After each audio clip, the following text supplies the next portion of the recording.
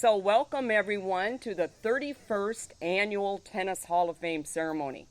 You know, time flies when you're having fun. It seems like yesterday when this was all started by 3 or 4 genius people. One of them was my husband, by the way.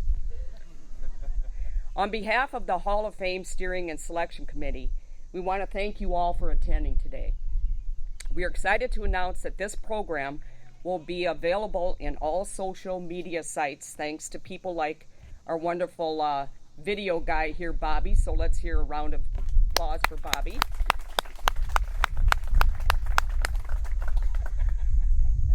My name is Katie Barnes, and I am honored to be the MC again this year. I am married to Hall of Famer Don Barnes, but probably his biggest accomplishment in his life is the fact that we will be married 50 years in a few days. Now, I'm not sure which one of us deserves a medal more. Probably he does. He knows I'm always right. We want to keep this program to 60 minutes, so we're asking all speakers to, for their allotted amount of time. After all, you know, I'm making a very large salary. And Terry told me that if I kept this to the 60 minutes, I would make an extra bonus this year. So I do want to mention that. There are currently 72 members in the Hall of Fame, including the 2 inductees today, okay? So I would like to ask all of the Hall of Famers, current and the new inductees, if they would please stand for a round of applause. Wow. Looks like we have quite a few here today. That's exciting. 30 years ago, many of you remember a man by the name of John Egan, who was at the Argus Leader. He basically had a vision. And he said, why not recognize tennis excellence in the state of South Dakota? A collective group of tennis enthusiasts met in 1989, you guys, and I remember this day. And they started brainstorming about what they could do to start what's called the Tennis Hall of Fame. If you were at this first meeting, could you please stand? It takes them a while to get up, as I noticed. And actually, Terry and Jamie, and as well as Don, started this basically with the help of many others. But I would have to say that Jamie and Terry, through the years, have really carried the torch. So at this time, I would like to ask Jamie Vollen to come forward, and he would like to speak a little bit about the financial update. So if you could come forward, Jamie.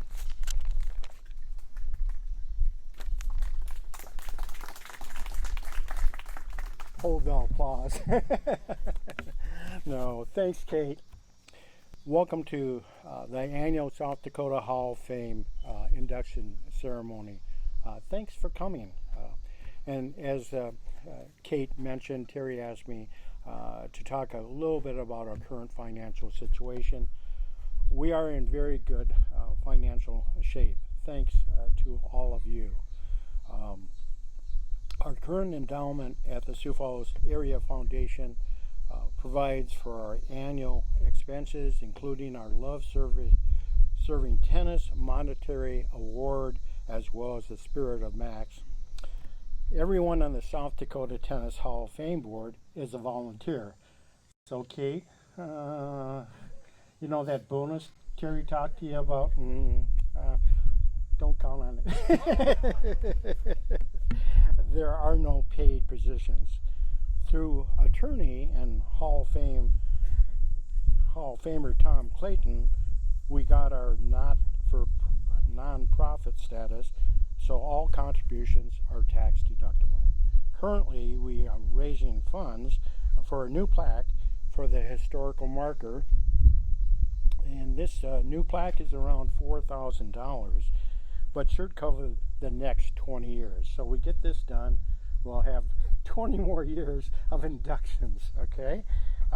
If you can help out, just visit with Terry or Kate, and Don, or myself.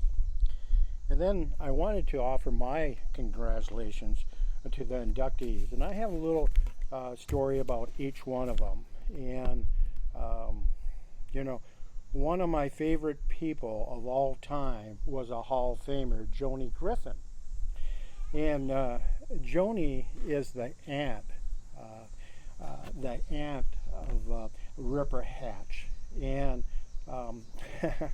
and her brother, Jack, is a fellow O'Gorman Knight from the class of 1966. And he is here along with the Hatch family and Sherwood. Now, Joni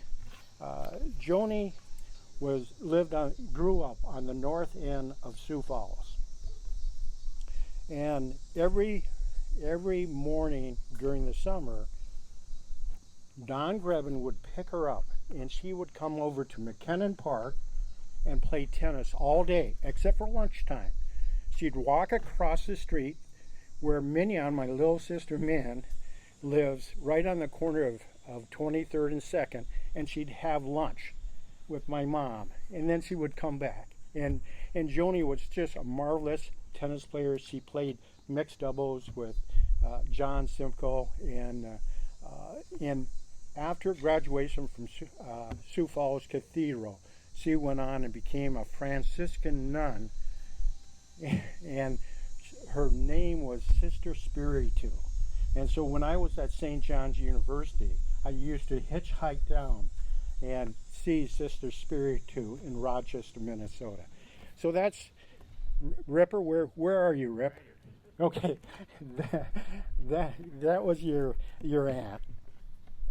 Okay, wow. The Northern Tennis Association, Liz, gee whiz. Terry and I were privileged and honored to serve on the board in the 80s, so we're dating ourselves a little bit.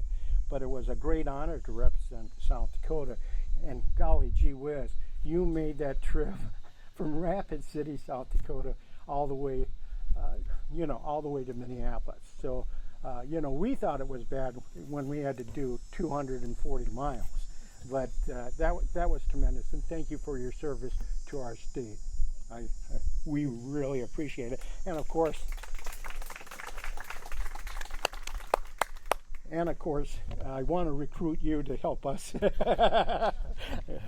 So, and then in honor of Bill Flynn, I wore my St. John's University tennis shirt, where we both went to college a few years apart, but we're both proud Johnnies. And where are you there? Hey, all right.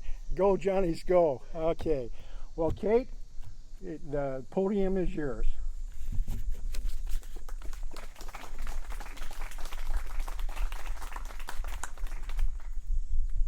Thank you very much, Jamie.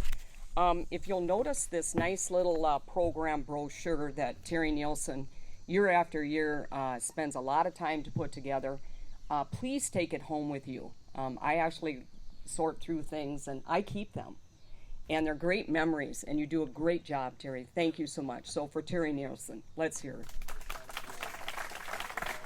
And of course with Drew and now the grandson, which will be a very big part of this as well. He's already told me that. But notice that it talks about a very generous man, Tom Weber, in the program. And please do read this and keep him in your memory because he is not well. His health is failing him. So we wish him well. Also, I'd like to make mention that we lost a great tennis person in the community in McKinnon Park. It's kind of emotional to me. She was a very good friend, Marianne Sersel, at the age of 83. She was very instrumental. I remember years ago because we raised our kids right behind the Rambler here off the boulevard, and she was very instrumental in raising money to redo these tennis courts at McKinnon. She was also a great player herself, and she taught her kids how to play tennis. And so for that, I just want you to keep her in her memory. May she rest in peace. At this time, we're going to talk about the love serving tennis in memory of Don Grebben. Now, if you didn't know Don Grebben, you missed out. I've never seen anyone on the tennis court. I wasn't even going to say this, but I thought this about Don Grebben. I've never seen anyone on the tennis court who barely had to take a step but could still hit the ball. And he got there. I mean, it was the craziest thing. It's just like he knew, and he also knew where to put the ball. It's not how hard you hit it, it's where you put it. and that was Don Grebben. What a great guy. So anyway, to give this memory this year in the Don Grebben's name, Tim McCarthy is going to award this to professional Mark Velick for the Huther Match Point, and we're very excited and hopeful that we will have 4 additional indoor courts, and I'm also part of the committee. So if you can find it in your heart and your pocketbook, we would very much appreciate that. So, okay, Tim, this is yours.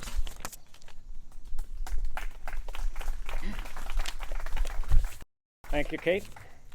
I'm a member of the Hall of Fame committee, and one of the offshoots is, as Kate mentioned, our Love Serving Tennis Award. It started in 2001. Woody Boyd initiated it, and it has persevered over the years. We didn't really take it over until about 2007, but typically it is an annual award that's meant to promote the future of tennis while preserving the past. So we have a grant every year. We typically award some community. Okay. We typically award some community involvement in terms of cash to, like, Sioux Falls Tennis Association, Pier, Yankton, Spearfish have all received it in the past. Multicultural Center here in Sioux Falls to help youth tennis, things like that. But in addition, we also promote the Spirit of Max Award, which is given out every year to a deserving high school boy and girl in senior tennis or in high school tennis in the state. This year, the Spirit of Max Award is going to Gage Gold from Lincoln and Emma Rangel from Harrisburg, I believe. And we want to congratulate them. And as Kate alluded to, we have a recipient this year that has been around for a while. It's kind of funny. I was one of the very first employees of this facility. I began as a front desk clerk, or whatever you want to call it, back in 2015. Here we are 7 years later, and they're looking at expansion plans which involve building to the south. And I guess they foresaw the future a little bit because they had the land all along, and it's going to work well for that. So at this point, I'd like to present the recipient of this year's award, the Huther Family Match Point, and give it to the Executive Director, Mark Velick.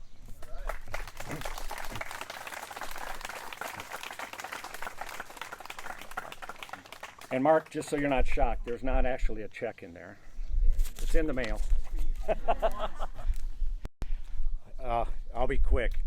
It's hard to believe it's already been 7 years, and we've grown so much, and that's due to staff members, current and former, and just an unbelievable growing tennis community in this area. The numbers of growth that we've seen since Match Point opened is just unbelievable. I'm really proud of what we've turned Match Point into and how we've grown tennis in the community.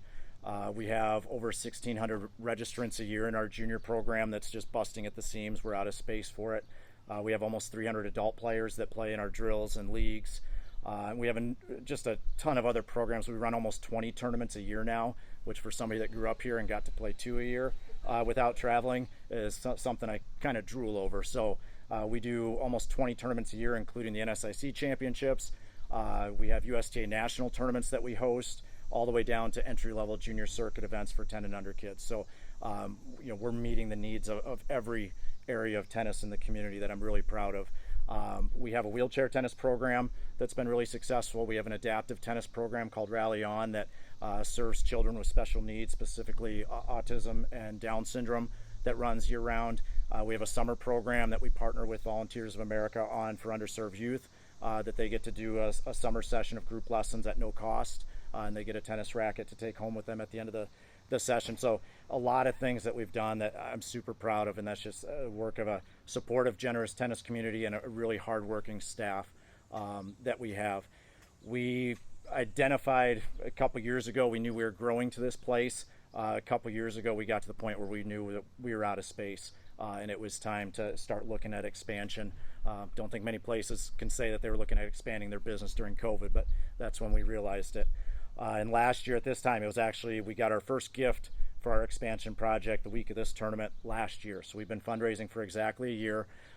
My timing on my forehands and backhands is pretty good. My timing on expansion of a facility, not so good. So $3.7 million was the cost of the expansion for 4 courts. For those that have been to the facility, as you said, the land to the south is room for 4 more courts, so we'll knock down the wall upstairs.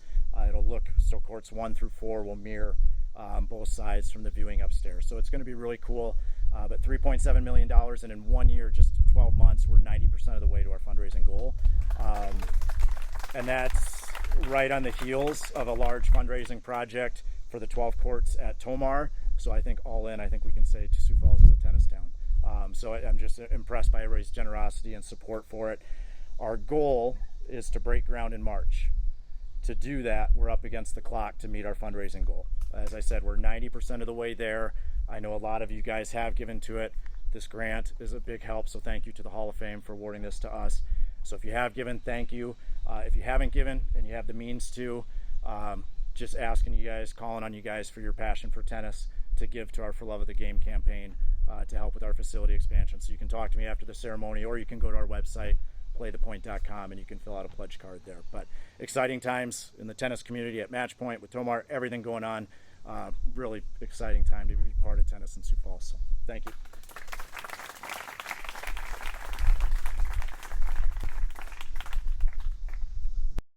Thank you, Mark. Very well deserved. I've known Mark since he was a junior tennis player and an extremely good one, and a tremendous athlete. And I think the Huther Match Point facility really gained themselves a winner when they found Mark Velick. So I want you to give a round of hand for Mark. I mean, he's just doing a tremendous job.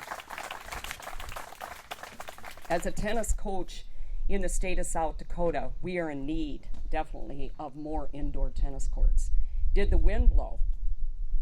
Did the wind blow this last few months? And so, and with rain and with everything, we need that. And also very excited for the work that Lydia Healy and company and the SFTA has done with our new courts out at Tomar with the help of Great Life. So, and all the support of many of us in the community. So thank you very much. So we're going to go on to the Achievement Award. And this is given to a very fun, outstanding family from Brookings. And I just want to say the Bill and Nancy Flynn family. Bill, you're always smiling. I just love that about you. I mean, every time I see you, you've got a smile on your face. But I have to tell you, when my sons went to Brookings, and every time as tennis players they played for the state, you were always there, and you always cared. And if I ever had a worry about my son Ben, and Ben I think is around here somewhere, I never had to worry because all I had to do was call Bill Flynn because I knew he would be there. And so for that, I want to thank you. And for everything that you've done to grow tennis in the community and also in the state of South Dakota.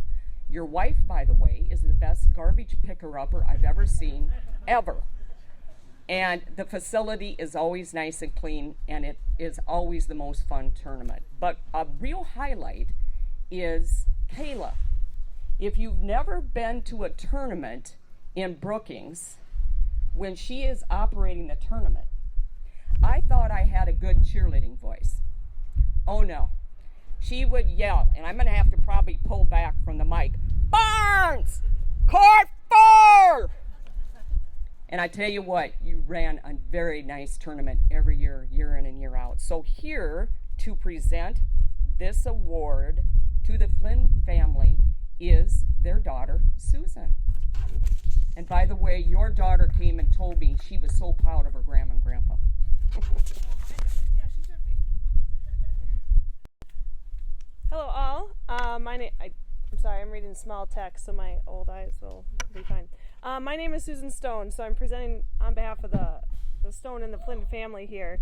I am the second daughter, and I think the most unknown of the Flynn children, because I'm not super active in tennis, so good job to pretty much my sister and my dad here. But it's my honor to introduce the remaining Flynns, and again, specifically Kayla, my dad. Growing up, the tennis club in Brookings became part of my parents' community. Ooh, careful, Dad, I'll get emotional. Oh, that's not my kid. We've all played men's and women's tennis throughout the years. I think I get to say that I won maybe women's tennis one year, but in my victory, it was against 60 and 70-year-old women, and I was a 17-year-old kid, so I think I had a bit of a slight against myself.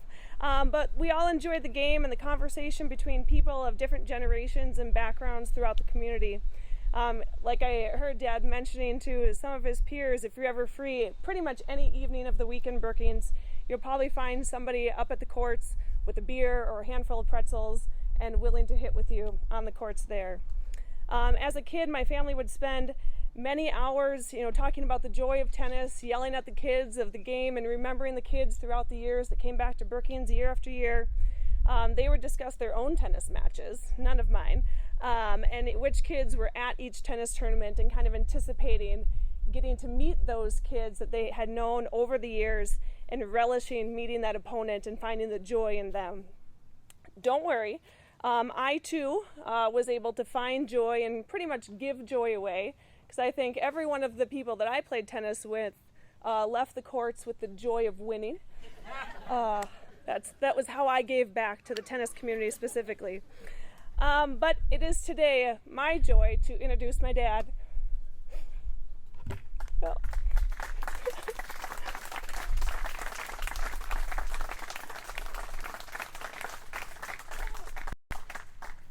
Thanks, Suze. We're from the emotional side of the family. Well, thank you, Sioux Falls or South Dakota Tennis Association, and it is really special to be part of this engine of South Dakota tennis, and I say that with all respect. I mean, the South Dakota Tennis Association, through the various awards and cash allowances, has really funded a lot of the smaller communities. The smaller communities in South Dakota have really benefited and look forward to that interaction. We all know tennis is a unique sport. The start and stop motion has been found to strongly benefit exercise, and the communication and teamwork that is part of being a tennis player is required to succeed delivers huge social benefits. I'd like to say we all become masters at the game and get tennis scholarships to schools, but that's just not the case. But the benefits from tennis are unrealized, and of course it's a lifetime sport. It's something that we do all our life. As Susan said, I played a lot of social tennis around the state. We loved tournaments like Huron and Pierre and Mitchell, where there was a junior tournament and then an adult tournament. So we would travel around. I mean, the kids, we camped at Mitchell. I remember once we got home, the kids were supposed to break the tent down and bring it home. Where's the tent? Oh, we left it in Mitchell. Well, we got it. But everyone knows how to play tennis, but mastering it does not come quickly. It requires years of patience and persistence. My neighbor in Brookings, where's Sharon? Sandy Lindersmith. She asked me once, she goes, "So Bill, do you play tennis?" I said, "Well, everybody knows how to play tennis." And she goes, "Well, let's go down and play."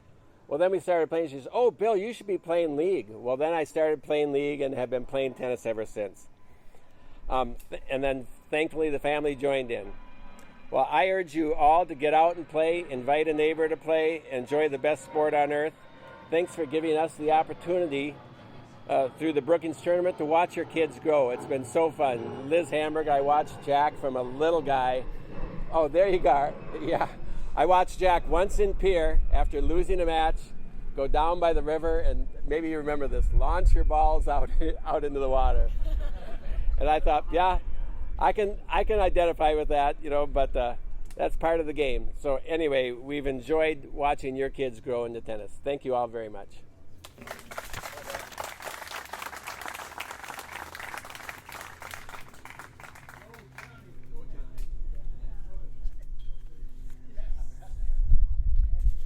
Congratulations to the Flynn family.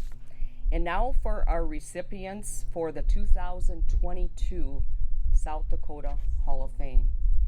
And we're going to go with ladies first. So here to introduce our first inductee is Jack Hamburg for his very special mother. So his mother is Liz Hamburg. Jack? Jack was not too shabby of a player himself. Alrighty, let's see if y'all can hear me all right. If not, I can just be pretty loud, so that'll be fine. So, good afternoon. Thanks for, all coming out and supporting South Dakota tennis. And congrats to all the recipients. I think, the state and how the tennis is growing within South Dakota is truly remarkable. It's leaps and bounds different from when I started, so I think it's really exciting to see. As Kate said, I am Jack Hamburg, the youngest son of Liz and Randy. I tend to get a little bit emotional, so I'll do my best to hold that back. But my mother's accolades speak for themselves. You can read about it in the pamphlet. You can understand everything that she's done. And there's no doubt that you deserve to be in the Tennis Hall of Fame in South Dakota. In my time today, though, what I won't have time to discuss is all the memories that we shared, the experiences that we had traveling on the road, the ups, downs, wins, losses, the crazy weather that we dealt with on the road and at tournaments. But I do want to let you know that I'm extremely grateful, and I miss those days.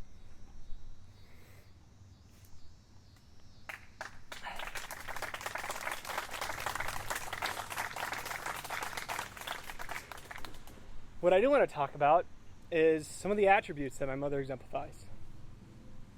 So, I started playing tennis when I was about 10 years old, and as a competitive tennis player in the state of South Dakota at a national level, there weren't many people to learn from, look up to, and find mentors. And there was a lot of questions that needed answers.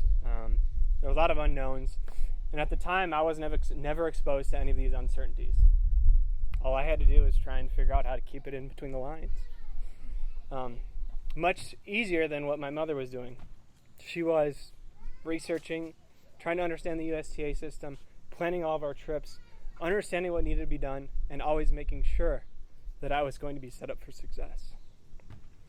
But it wasn't just me that she looked out for. She quickly realized that tennis in the United States northern section, some of the structure needed to be modified. It was very difficult for individuals living outside of the little bubble of the Twin Cities to compete on a regular basis. All the tournaments were in Minneapolis, every single one. And what this led to is others not being in a position to compete. They had to travel, costing families time, resources, expenses. Made it very difficult for others outside of that area. And for those who know my mom, when she sees inequity, she takes action. And through this action, led to volunteering for 15 years in the northern section, spending multiple time on different boards, committees, and ultimately serving president for 2 terms and delegate for the past 2 years. And through her efforts, she's helped bring best-in-class facilities to the state, expanded the amount of tournaments that actually are around the surrounding areas for others to compete in, and most recently, I think one of the best achievements that she's been able to do is she's able to help secure more funding from the national committees down into the sections and states to improve the game at the grassroots level in the states, which is truly incredible.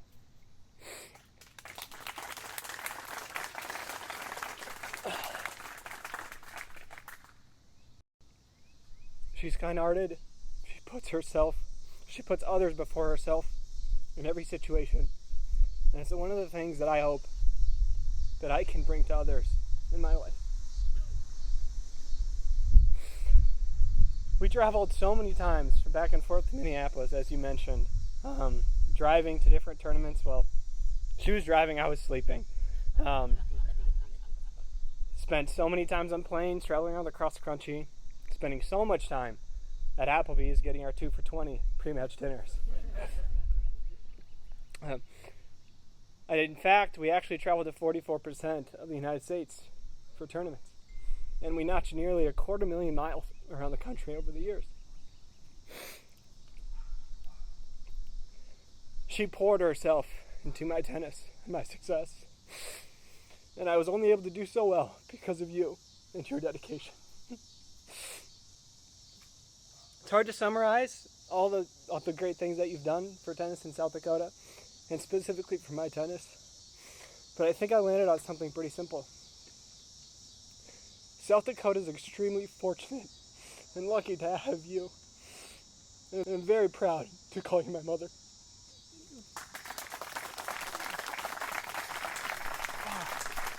Ooh, wow. How do I follow that one? Thanks, Jack. That was wonderful. And yeah, we did a lot of miles. We went to Waco, Texas 3 times. I mean, in July. Yeah. But yeah, we had a lot of fun, made a lot of friends, got to know a lot of other tennis families, and you know, tennis really is a tight-knit community. In fact, it's great because Jack is connected with some of the players that he used to compete against at other colleges, and they are playing together. They're hitting balls in Austin, Texas, so that's very cool. My friend Keys, when we moved from Sioux Falls to Rapid City, said, "You got to learn how to play tennis. That's what we do here." And so, okay. So she got me on the court for the first time, and I got hooked. And the friends that I've made, the girlfriends, the mixed doubles, the traveling, the Mary Thompsons, and that's just been such a joy to my life, and a huge support for me as well. Traveling with Jack, I started to learn the business of tennis because of that inequity, and because, you know, it's important to recognize that the U.S. Tennis Association's goal is to grow tennis. And in order to do that, you got to get on these courts in South Dakota or Minnesota or North Dakota and get the game going. You need coaches, you need players, you need really active volunteers that make this fun. And so I started advocating at calling people at the section office pretty soon. I was on a committee. That's what happens when you call people.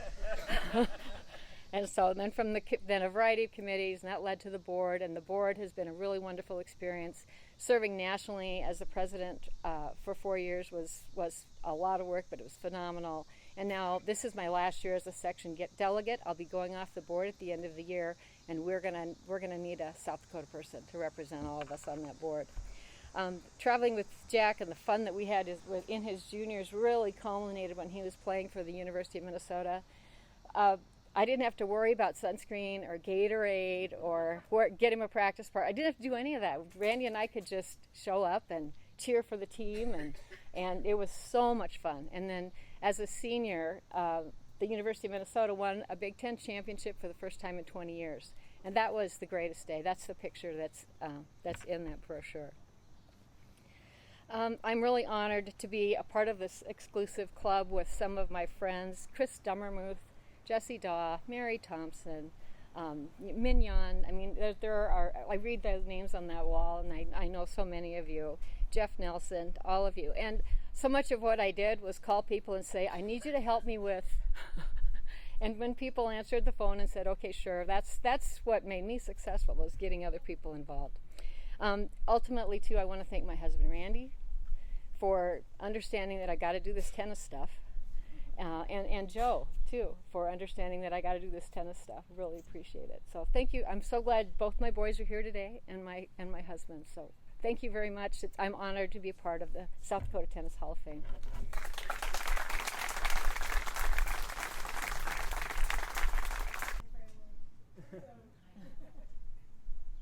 Okay, so we have another inductee, our last one in the 2022 Hall of Fame, and it's Ripper Hatch. So, Ripper, yeah, you. I remember you in your days in playing in high school tennis, and I remember a couple things specifically about you. Number one, you had a temper. And number two, you had a temper. I could go 3, but I decided just to go for 2. But I do want to tell you that I always wondered why in the world his name was Ripper. And I've never asked his dad. I don't think I've ever asked anybody. But I figured it out. He ripped the cover off the ball. That's why he's Ripper Hatch. And he was, and I'm sure still is, one heck of a tennis player. And here to give this amazing award to a very deserving player in high school and in his junior years is his sister Amy, who also was a tennis in her own right. Hatch is going to do it. Oh, Hatch is going to do it. Change it up on me. Well, Hatch, come forward. His name, Ripper, didn't come from anything like that. I was reading a book at the time he was born in the Temple temple of God, and there was a guy in there named Euripides. And I would say 80% of you here do not know my first name. You know, my name is Hatch. And my wife and I decided at that particular time that he was not going to be known as Hatch. He was going to be known as Euripides. Well, it came down to signing the birth certificate, and his mother backed out and named him something else.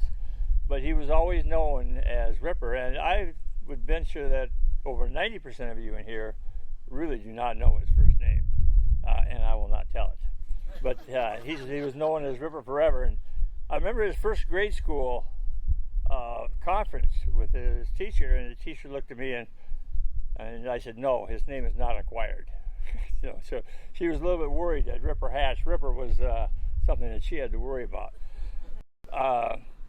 Few parents have, not few parents, but parents sometimes have the privilege of watching their children grow up and be successful.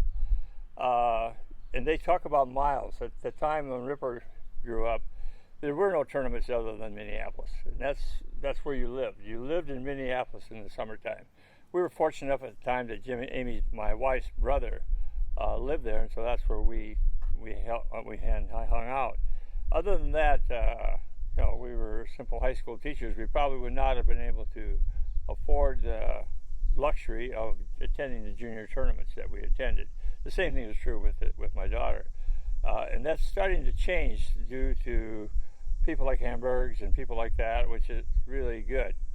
But to get back to the point, I got to watch Ripper from about age 5, banging balls off a garage door with a sawed-off Bancroft racket, up and through his junior years, where he was actually ranked number 1 in the USTA at age 14, simply because David Wheaton wasn't in Minneapolis at the time. David took a year off. So, but the success that he had in tennis, and he had through the junior years and through his high school championships, and afterwards now in Kansas City, he's played some in leagues, and it's really been heartwarming and fun to watch. And he is a great tennis player. So without further ado, my son, Ripper.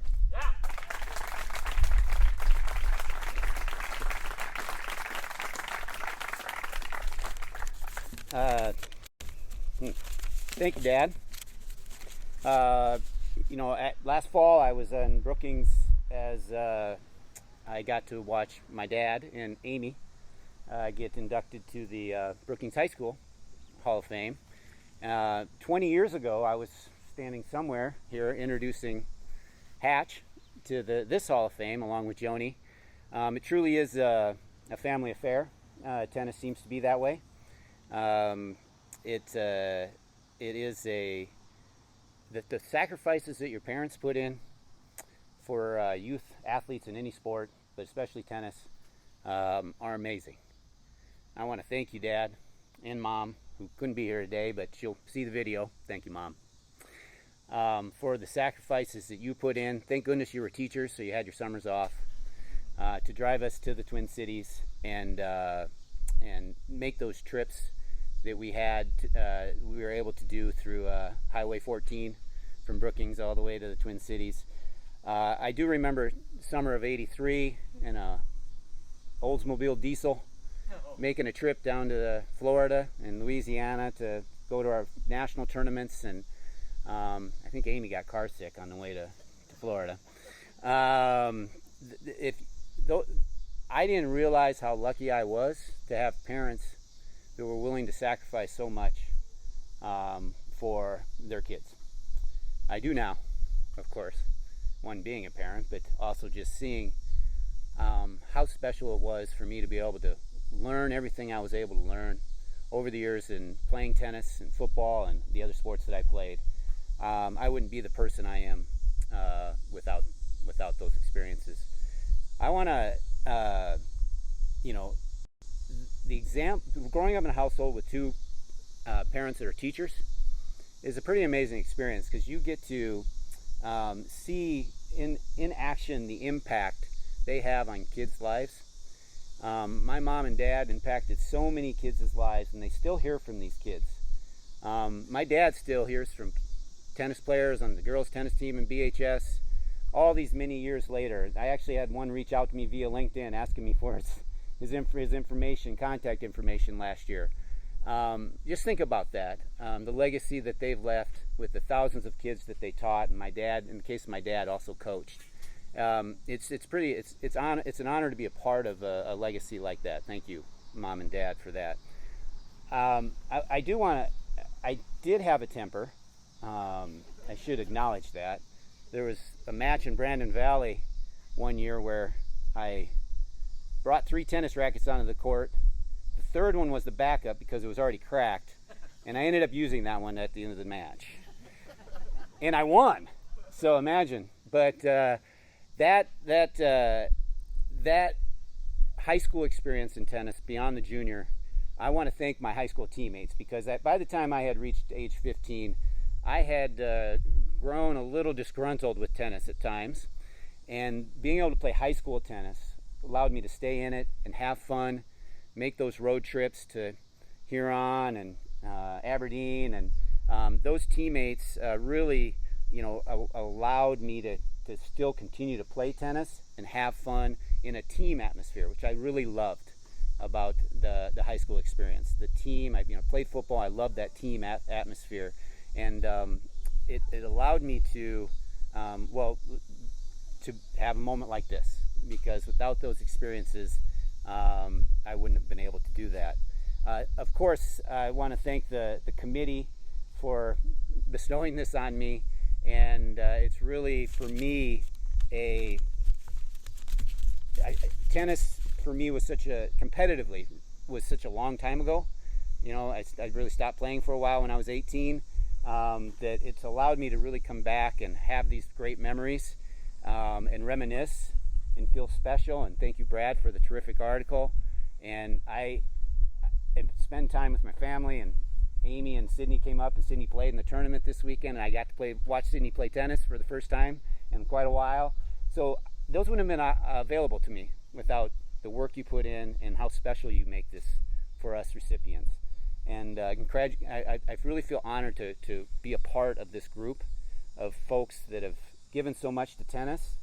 And tennis is a bit of a mental sport, and so the effort that it goes to becoming a good tennis player is really something. And so the folks that have given that commitment to this sport and to become good at it, I really am honored to be a part of that group. I was really heartened by something Bill said earlier about youth sports and your experiences and how it shapes you for life. It's actually my job now with the organization called Positive Coaching Alliance. Youth sports was just a huge part of determining and preparing me for what life is about. The grit, perseverance, competitiveness that you need at times, overcoming challenges. Those are all things that you learn on a tennis court or on a field, and it's made my life what it has been so special for me. Yes, school is important, learning is important, but all these attributes that you learn on a youth sports field or on a tennis court are really what can help you succeed in life. I'm so thankful I was able to have those opportunities, and so thankful to my mom and dad for getting me involved in youth sports. Saw those 2 little boys hitting that ball against that wall earlier. It brought me back to the garage, and just them allowing me to go out there and hit that tennis ball. Some parents might have said, "You're being too loud, I'm trying to watch TV." So I really appreciate their just giving in to that youth sports and allowing us to take over their lives, really, and allow us to have those opportunities. And this last, I want to thank my wife Brenda and daughter Loy for how special they've made my life these last 2 decades, with Lily, almost 2 decades, and longer with B. I won't say how long, because we're really young at heart. So, but I just have appreciated that time that I've had with Lily as she gets ready to go off to college here pretty soon. But finally, just thank you all for this opportunity, and I look forward to talking to you afterwards here and reminiscing. Thank you.